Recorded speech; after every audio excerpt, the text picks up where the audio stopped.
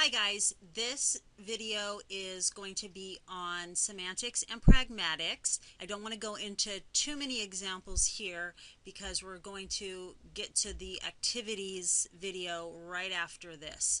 So semantics has to do with meaning, and we can look at the meanings of all different things. So the two main areas are looking at meanings of individual words, and those words would be sort of looked at out of context. So just, kind of like you would see in a dictionary, and all the different definitions of a certain word and all the different levels of meaning. For example, literal versus figurative, the actual dictionary definition of a word is, and then also what sorts of feelings the word evokes or different ideas that come to mind when we think of a word, and also relationships between words. So for example, when I say peanut butter, then you automatically usually think jelly. And so that would be an example of words that have relationships with each other. And so the idea here is that in our brains, we don't just have a list of words that are stored like a dictionary in alphabetical order or some kind of arbitrary order, where you have the word and then you just kind of have the meaning and it's not connected to anything. The way that our vocabulary really works is that we have clusters of words that are stored together.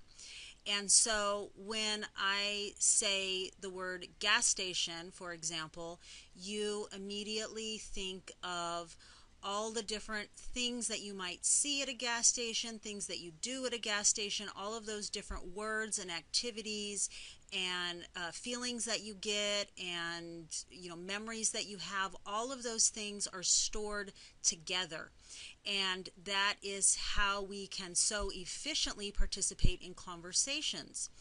It is also the reason why your reading teachers in the past probably, before giving you a really hard reading, have asked you to talk about or think about the topic ahead of time. And so if you sort of recall those different words and meanings and associations that you have, then it can be a lot easier to comprehend some kind of hard material. Okay, so that's just one of the things that has to do with semantics, and we'll get into that. This is a real philosophical area, thinking of the meanings of words. But we can also think of meanings of phrases and whole sentences too, but mainly this focuses on individual words. Okay, now when we get to pragmatics, this has to do more with phrases, sentences, whole conversations, or whole pieces of a conversation. And it absolutely has to be within a context. And so a good synonym for pragmatics is appropriateness. And it has to do with when it's appropriate to say certain things at certain times. So for example, you may use certain vocabulary when you're hanging out with your friends at a party or a get-together that you would never dream of using in front of your college instructor or your boss, for that matter. And these are things that vary from culture to culture.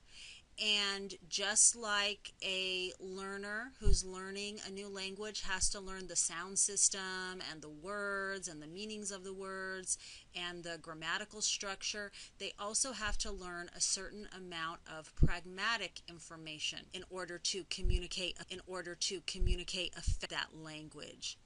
So here's one example that I'll tell you about. If you're driving in the car with your friend and the person says it's really hot in the car.